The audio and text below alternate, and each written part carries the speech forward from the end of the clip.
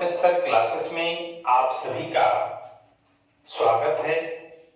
हम लोग भौतिकी के 5वां चैप्टर विद्युत धारा के चुंबकीय प्रभाव पढ़ रहे हैं। इसका आज वस्तुनिष्ठ प्रश्न हम लोग पढ़ेंगे। इसका पहला क्लास है। आइए हम लोग देखें जरा कि प्रश्न क्या है। क्योंकि आज का जो परीक्षा है वो ऑब्जेक्टिव बेस्ड परीक्षा का दौर है। मैट्रिक एग्जाम में भी 50% प्रश्न ऑब्जेक्टिव होता है। इस ख्याल से इसका महत्व बढ़ जाता है। आइए देखें जरा। पहला जो प्रश्न है वो है कि उत्तर ध्रुव और दक्षिण ध्रुव को मिलाने वाली रेखा को क्या कहा जाता है। उत्तर ध्रुव और दक्षिण ध्रुव को मिलाने वाली रेखा को क्या कहा जाता है। तो हम लोग जानते हैं कि उत्तर ध्रुव और दक्षिण ध्रुव को मिलाने वाली रेखा को चुंबकीय अक्ष कहा जाता है, मैग्नेटिक एक्सिस कहा जाता है। आप वीडियो के अंत तक बने रहें, सारा ऑब्जेक्टिव आपको याद करवा दिया जाएगा, याद हो जाएगा। आइए दूसरा जो प्रश्न है कि फ्लेमिंग के वाम हस्त नियम में अंगूठा किसकी दिशा को संकेत करता है। तो हम लोगों ने देखा बल का संकेत करता है। चुंबकीय क्षेत्र द्वारा जो आरोपित बल है वो संकेत करता है अंगूठा। अब आइए कि पश्चिम की ओर प्रक्षेपित कोई धनावेशित कण, पश्चिम की ओर प्रक्षेपित कोई धनावेशित कण यानी अल्फा कण किसी चुंबकीय क्षेत्र द्वारा उत्तर की ओर विक्षेपित हो जाता है। क्या होता है? उत्तर दिशा की ओर विक्षेपित हो जाता है। यानी चुंबकीय क्षेत्र की दिशा क्या है तो ऊपरी मुखी होगा, ऊपर की ओर होगा। याद रखिएगा, बहुत ही अच्छा प्रश्न है और एक लेवल का प्रश्न है। इसलिए फिर से एक बात देखिए कि पश्चिम की ओर प्रक्षेपित कोई धनावेशित कण यानी अल्फा कण ले लीजिए, किसी चुंबकीय क्षेत्र द्वारा उत्तर की ओर विक्षेपित हो जाता है। तो चुंबकीय क्षेत्र की दिशा क्या है? तो इसका दिशा होगा ऊपरी मुखी यानी ऊपर की ओर। अगला प्रश्न है विद्युत धारा उत्पन्न करने की युक्ति को कहते हैं, क्या कहते हैं? जनित्र कहते हैं, जनरेटर कहते हैं। विद्युत धारा उत्पन्न करने की युक्ति को क्या कहते हैं? जनित्र कहते हैं, जनरेटर कहते हैं। वास्तव में विद्युत जनित्र किस तरह का कार्य करता है? वास्तव में इलेक्ट्रिक जनरेटर जो होता है वो किस तरह का कार्य करता है? तो ऊर्जा के परिवर्तक की तरह काम करता है, ऊर्जा को परिवर्तन करता है। अगला जो प्रश्न है कि विद्युत जनित्र का सिद्धांत आधारित होता है किस पर? बहुत ही इंपॉर्टेंट प्रश्न है ये कि विद्युत जनित्र का सिद्धांत आधारित होता है विद्युत चुंबकीय प्रेरण पर। किस पर होता है? विद्युत चुंबकीय प्रेरण पर। अब देखिए अगला जो प्रश्न है कि लघु पतन के समय परिपथ में विद्युत धारा का मान क्या होता है? जब लघु पतन होता है, शॉर्ट सर्किटिंग होता है, तार का जो विद्युत रोधी परत जो चढ़ा होता है वो किसी कारणवश क्षतिग्रस्त हो जाता है या दो तार आपस में सट जाता है, उस स्थिति में लघु पतन होता है, शॉर्ट सर्किटिंग होता है। तो शॉर्ट सर्किटिंग के समय परिपथ में, सर्किट में विद्युत धारा का मान क्या होता है? बढ़ता है, घटता है या एडिजुअल रहता है? तो क्या होता है? बहुत ही अधिक बढ़ जाता है। क्या होता है? बहुत अधिक बढ़ जाता है। अगला है प्रश्न कि घरेलू उपयोग के लिए विद्युत की आपूर्ति होती है कितना? घरेलू उपयोग के लिए विद्युत की आपूर्ति होती है, पिछले क्लास में भी हम लोग पढ़े थे, 220 वोल्ट पर विभवांतर पर, और उसका जो फ्रीक्वेंसी होता है, आवृत्ति होता है, वो 50 हर्ट्ज पर होता है। याद रखिएगा क्वेश्चन है, ये बोर्ड एग्जाम के साथ साथ कॉम्पिटिटिव एग्जाम में भी पूछा जाता है। आइए अगला जो प्रश्न है बहुत ही ये भी इंपॉर्टेंट है। पिछले क्लास में हम लोगों ने देखा कि घरेलू वायरिंग में 3 तार होता है, विद्युन्मय तार, उदासीन तार और भू तार। तो वही जीवित हो गया विद्युन्मय तार, लाइव वायर जिसको बोलते हैं, उदासीन तार और भू तार, अर्थ वायर जिसको कहते हैं। इन तारों के रंग होते हैं क्रमशः, कैसा होता है? तो जीवित या विद्युन्मय तार जो होता है वो लाल रंग का होता है, उदासीन तार काला रंग का होता है और भू तार जो होता है वो हरा रंग का होता है। अब है कि स्विच लगाए जाते हैं, स्विच लगाए जाते हैं, कहां लगाया जाता है? तो विद्युन्मय तार में लगाया जाता है, गर्म तार में लगाया जाता है, लाइव वायर में लगाया जाता है और एक चीज जानिए वो श्रेणी क्रम में लगाया जाता है। इस चीज को भी हम लोगों ने पिछले क्लास में देखा। आगे है कि विद्युत फ्यूज दुर्घटना से रक्षा कर सकता है।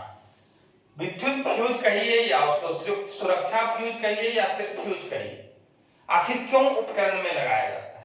इसलिए लगाया जाता है कि जब अतिभारण हो जाता है, ओवरलोडिंग के केसेस में या शॉर्ट सर्किटिंग के केस में, लघु प्रथन के केसेस में, बहुत अधिक मात्रा में जब विद्युत धारा का प्रवाह होता है, मान बढ़ जाता है, तो उस स्थिति में विद्युत उपकरण की सुरक्षा के लिए सुरक्षा फ्यूज लगाया जाता है ताकि वो खुद शहीद हो जाता है, खुद गल के बर्बाद हो जाता है, आगे जो है वो कनेक्शन को काट देता है और उपकरण को बचाने का काम करता है। तो आइए फिर से देखिए कि विद्युत फ्यूज दुर्घटना से रक्षा कर सकता है, कब, किस स्थिति में? लघु प्रथन और अतिभारण दोनों से उत्पन्न समस्या से। आगे है कि विद्युत फ्यूज आधारित है किस केसेस में? तो धारा की उष्मीय प्रभाव पर, क्योंकि जब उष्मीय प्रभाव बढ़ जाता है उसका गलनांक जो है वो कम होता है, वो तार गल करके डिस्कनेक्ट कर देता है और आगे उपकरण को बचा लेता है। अगला जो प्रश्न है कि विद्युत धारा का चुंबकीय प्रभाव सबसे पहले किसने खोज निकाला था? ये बहुत ही इंपॉर्टेंट क्वेश्चन है, ये हिस्ट्री का क्वेश्चन है। किसने निकाला भाई? कौन था वह व्यक्ति, कौन थे वह वैज्ञानिक? तो विद्युत धारा का चुंबकीय प्रभाव सबसे पहले किसने खोज निकाला था? तो ऑर्स्टेड ने निकाला था, याद रखेंगे, है ना? ये भी बहुत इंपॉर्टेंट नेचर का प्रश्न है। अब देखिए अगला जो प्रश्न है बहुत ही इंपॉर्टेंट है कि किसने प्रयोग द्वारा सर्वप्रथम सिद्ध किया कि किसी धारावाही चालक पर चुंबकीय क्षेत्र क्या लगाता है? बल लगाता है। किसने प्रयोग द्वारा सबसे पहले सिद्ध करके दिखाया, सिद्ध किया कि किसी धारावाही चालक पर चुंबकीय क्षेत्र बल लगाता है? और वो है फैराडे। वैज्ञानिक का क्या नाम है? फैराडे। याद हो जाएगा, आप सिर्फ ध्यान से देखिए, वीडियो के अंत तक बने रहिए कि किसने प्रयोग द्वारा सर्वप्रथम सिद्ध किया कि किसी धारावाही चालक पर चुंबकीय क्षेत्र बल लगाता है। आपको जवाब देना है फैराडे महोदय ने, वैज्ञानिक का नाम है। अगला है कि डायनेमो किस ऊर्जा को विद्युत ऊर्जा में बदलता है? यांत्रिक ऊर्जा को विद्युत ऊर्जा में बदलता है। डायनेमो किस ऊर्जा को विद्युत ऊर्जा में बदलता है? आपको जवाब देना है यांत्रिक ऊर्जा को विद्युत ऊर्जा में बदलता है। अगला है कि विद्युत उपकरण का धातु आवरण किससे जोड़ा जाता है? विद्युत उपकरण का जो धातु आवरण होता है वो किससे जोड़ा जाता है? तो वो अर्थ वायर से जोड़ा जाता है, भू तार से जोड़ा जाता है। फिर से देखिए कि विद्युत उपकरण का धातु आवरण किससे जोड़ा जाता है? आपको जवाब देना है भू तार से या अर्थ वायर से। अगला है कि दिक् परिवर्तक युक्त जनित्र किस धारा को उत्पन्न करता है? दिक् परिवर्तक युक्त जनित्र किस धारा को उत्पन्न करता है? आपको जवाब देना है दिष्ट धारा, डीसी डायरेक्ट करंट। अगला जो प्रश्न है वो है कि धारा की दिशा और उससे संबद्ध चुंबकीय क्षेत्र की दिशा की जानकारी मिलती है।